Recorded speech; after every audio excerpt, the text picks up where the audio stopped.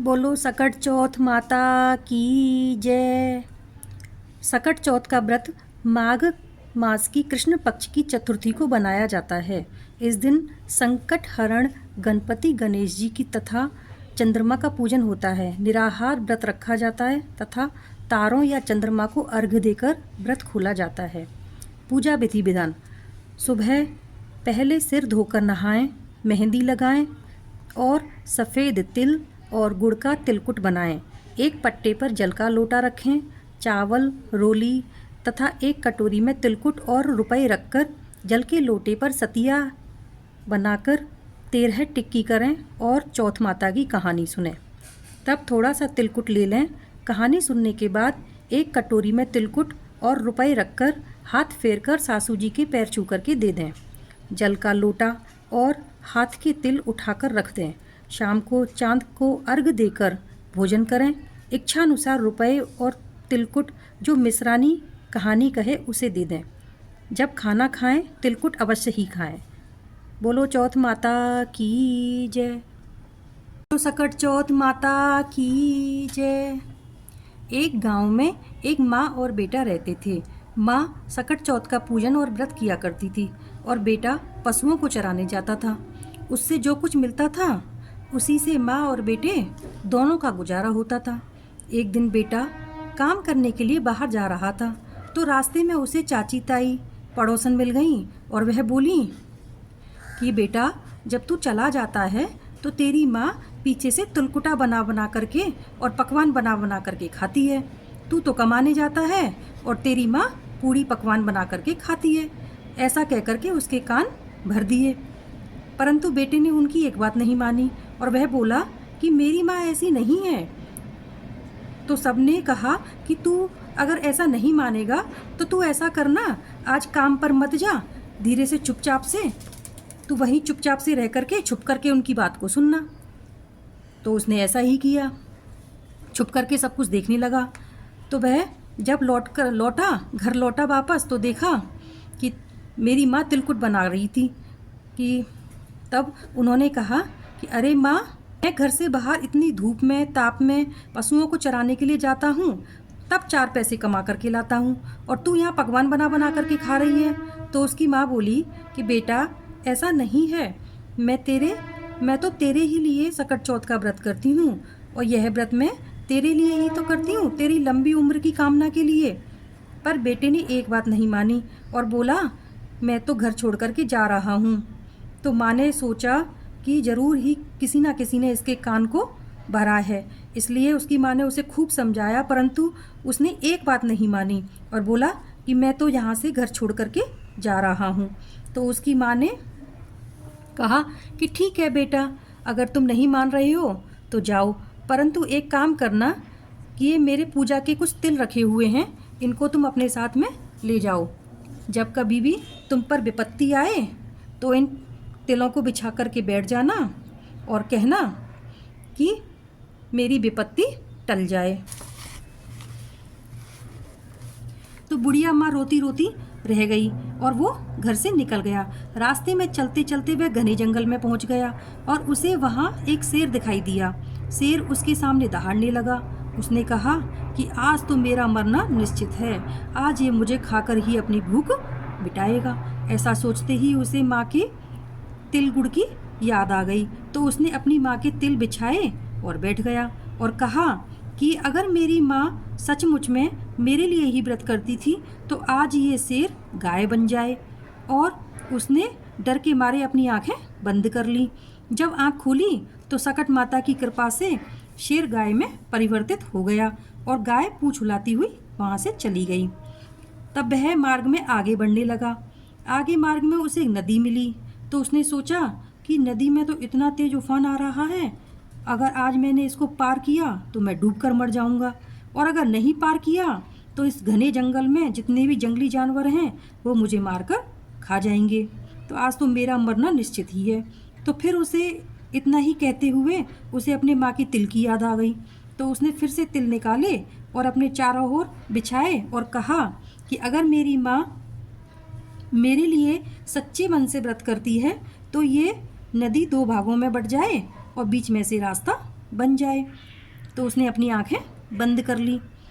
तो जैसे ही उसने अपनी आंखें खोली तो नदी दो भागों में बट गई और रास्ता बन गया। बेटा आगे आगे चलने लगा। चलते चलते वह एक दूसरी नगरी में पहुंच गया। वहां जाकर के उसने देखा कि एक बुढ़िया रोती हुई जा रही है और पूड़े पकवान बना रही है। तो उसे बहुत ही अजीब लगा। तो उसने देखा और उससे पूछा कि हे माता, ऐसा क्या कारण है, तुम पूड़ियाँ भी बना रही हो, पकवान भी बना रही हो और रोती भी जा रही हो? तो क्योंकि पकवान जो भी बनाता है तो वो खुशी के मारे बनाता है और दुख में इंसान रोता है। तो ऐसा क्या कारण है जिससे कि तुम रो रही हो और पकवान बना रही हो?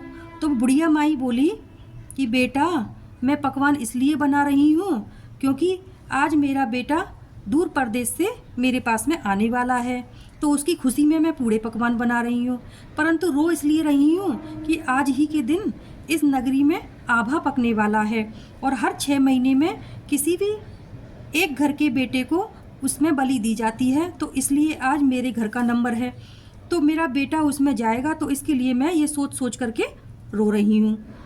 तो उसने बोला कि बुढ़िया माई, तू चिंता मत कर, एक काम कर कि ये पूड़ी पकवान मुझे खिला देना और मैं तेरे बेटे की जगह पर आभा में चला जाऊंगा। तो बुढ़िया बोली, बेटा पकवान तो तू चाहे जितने चाहे उतने ही खा ले, परंतु दूसरे के जाए के बेटे को मैं कैसे वहाँ पे भेजूं माई? तो बेटा बोला कि माई तू चिंता मत कर, राजा के सैनिक आएंगे तो मुझे उठा देना। तो वह खूब सारी पूड़ी पकवान खा करके सो गया। अब राजा के सैनिक रात्रि में आए तो बुढ़िया चारों तरफ लठियाँ लेकर इधर से उधर घूमे। ये दूसरे के पूत को मैं कैसे जगाऊं, हाय मैं दूसरे के पूत को कैसे जगाऊं। तो इसी कसमकस में थी कि उसकी लठिया की आवाज़ से वह बेटा जग गया और बोला, माई क्यों इतनी चिंता कर रही हो, राजा के सैनिक आ गए हैं क्या? तो माई बोली, हाँ आ गए। तो वह बोला, चिंता मत कर माई, मैं जाता हूँ। और वह चला गया। आभा लगाया गया और उसको उसमें बिठा दिया गया। तो उसने अपने चारों तरफ तिल बिछा लिए और अपनी माँ को याद करके उसमें बैठ गया। आभा बंद कर दिया गया। तो वहीं नगरी में कुछ बच्चे गिल्ली डंडे का खेल खेल रहे थे। वहीं पास ही में आभा लगा हुआ था, तो वो बच्चे सारे आभा के पास में ही खेल रहे थे। तो गलती से गिल्ली डंडी की गिल्ली उस आभा के ऊपर जाकर के टकरा गई। तो उसमें से आवाज़ आई, टन, और होले भैया धीरे भैया लगन ना पावे, होले भैया धीरे भैया लगन ना पावे। तो सबके सब डर गए कि इस आभा में ये कैसी आवाज़ आ रही है, ज़रूर ही इसमें कोई भूत प्रेत आ गया है। तो राजा को सूचित कर दिया गया। राजा के सैनिक भी आभा के पास पहुँचे, कंकड़ी मारी तो फिर से उसमें आवाज़ आई, टन, होले भैया धीरे भैया लगन ना पावे। तो सैनिक भी डर गए बहुत ज़ोरों से और सोचने लगे कि आभा जो 6 महीने में पकता था आज वो 3 दिन में कैसे पक गया और ये आवाज़ कैसी आ रही है। तो बड़े बड़े तोप, हाथी, घोड़े, राजा, सैनिक सभी लोग अपनी अपनी तलवारें, बंदूकें ले करके आभा के पास में पहुंच गए और सब लोग डर डर करके आभा को हटाने लगे। तो बुढ़िया का बेटा उसमें बैठा हुआ था। तो सब डर गए कि ये जिंदा कैसे है, इसमें आज तक कोई जीवित नहीं बचा, तो जीवित कैसे बच गया, अवश्य ही है कोई भूत प्रेत है। तो बुढ़िया का बेटा बोला, मैं कोई भूत और प्रेत नहीं हूँ, मैं जिंदा हूँ। तो उसे राजा के पास पकड़ करके बंदी बना करके ले गए। तो राजा बोला, बता तू कौन है और इस आभा में से जिंदा कैसे बच गया, तेरे पास कौन सी शैतानी शक्ति है जिससे कि तू आज इस आभा में से जिंदा बच गया, आज तक इस आभा में से कोई भी जिंदा नहीं बचा है। तो वह बोला कि मेरे पास ऐसी कोई भी शक्ति नहीं है, मेरी माँ के पास में है, मैंने तो अपनी माँ के तिल चारों तरफ बिछाए थे, तो मेरी माँ में ही शक्ति है। तो राजा ने आदेश दिया कि इसकी माँ को बंदी बना करके बुलाया जाए। तो सभी सैनिक उस बुढ़िया के पास गए और उस बुढ़िया को बंदी बना करके ले आए। तब सैनिक उस बुढ़िया को बंदी बना करके उसके पास पूछने लगे कि बता तेरे पास कौन सी शक्ति है जिससे कि तेरा बेटा आभा में से जिंदा निकल आया। तो बुढ़िया बोली कि शक्ति मुझ में नहीं, मेरी चौथ माता में है, मैंने तो अपने बेटे की मैंने तिल दिए थे और वो तिल चौथ माता की पूजा व्रत के थे। बुढ़िया का बेटा बुढ़िया की ओर देखने लगा और बोला कि माँ, तू तो सचमुच में मेरे लिए ही व्रत करती थी। और दोनों फूट फूट करके रोने लगे और एक दूसरे को गले से लगा लिया और एक दूसरे से लिपट गए। तो राजा ने पूरी नगरी में ये घोषणा करवा दी कि सब कोई अपने बच्चों के लिए सकट चौथ का व्रत अवश्य करे। बोलो सकट माता की जय। हेलो फ्रेंड्स, मैं हूँ निक्की। सीखो एंड सिखाओ में आपका स्वागत है। अगर आपको मेरी वीडियो अच्छी लगती हैं तो please like, comment and subscribe ज़रूर कीजिए। Thank you. एक देवरानी जेठानी थी। जेठानी बहुत गरीब थी। देवरानी के घर का सारा कार्य करने जाया करती थी। वहाँ से उसे एक सेर जौ रोज़ मिलते थे। उससे अपना गुजारा चलाती थी। एक दिन सकट चौथ पड़ी। जेठानी ने उस दिन देवरानी के घर ना जाकर अपने घर में साग बथुआ की पूड़ियाँ बनाकर कहानी सुनी और व्रत किया। जब उसके पति लौटकर घर आए और उन्होंने भोजन में साग और बथुआ की पूड़ियाँ देखीं, जो गुस्सा होकर अपनी घरवाली को पीटा, वह बेचारी पिट करके एक कोने में जाकर लेट गई। आधी रात समुद्र के किनारे से हीरे मोती चुनकर सकट गुसाई चले आकर जेठानी के घर के किवाड़ खटखटाए। जेठानी ने उन्हें देखकर कहा कि मेरी तो टूटी हुई झोंपड़ी है, फिर भी अंदर आ जाओ। सकट गुसाई बोले, माई, मुझे भूख लगी है। वह बोली, महाराज, मेरे पास में क्या है, साग बथुआ की पूड़ियाँ रखी हुई हैं, सबने वही खाया है, आप भी खा लो। वे फिर बोले, माई, हम सोएंगे। तो वह बोली, महाराज, बाल बच्चे टूटी खटिया पर सो रहे हैं, आप भी सो जाओ। 4 बजे सुबह उठकर सकट गुसाई बोले, माई, मुझे हिंगास लगी है। तो वह बोली, एक कोने में आप भी हिंग लो, बच्चों की साफ़ करूँगी तो आपकी भी साफ़ कर दूँगी। सकट गुसाई ने कहा, माई, मैं साफ़ कहाँ करूँ? तो वह बोली, पोंछ लो मेरे ललाट से। इतना कह करके सकट गुसाई अंतर ध्यान हो गए। जब वह जेठानी उठी तो उसने देखा कि झोंपड़ी की जगह महल खड़ा हुआ है और चारों ओर हमारे मोती, हीरे मोती झिलमिला रहे हैं। उसका मस्तक हीरे मोती के मुकुट से चमक रहा था। जब वह यह सामान उठा कर रख रही थी, तभी देवरानी यह पता करने को आई कि 2 दिन से जेठानी मेरे घर का काम करने के लिए क्यों नहीं आ रही है। जब वह जेठानी के घर जाकर पूछने लगी तो उसके बाल बच्चों ने कहा कि वह अब हमारे घर का काम क्यों करेगी। देवरानी ने पूछा कि क्यों, क्या हुआ? तो जेठानी बोली कि मैंने किसी का धन नहीं लिया है, मुझे तो सकट गुसाई दे गए हैं। और उसने हमारी सारी घटना देवरानी को सुना दी। सुनकर देवरानी ने सोचा कि अब की बार सकट चौथ आएगी तो मैं भी ऐसा ही करूँगी। दूसरी साल जब सकट चौथ आई तो देवरानी ने अपने घर में खूब सारी पूड़ी पुए सेके और अपने पति से बोली कि जब तुम काम पर से लौटो तो मुझे गुस्सा होकर मारना।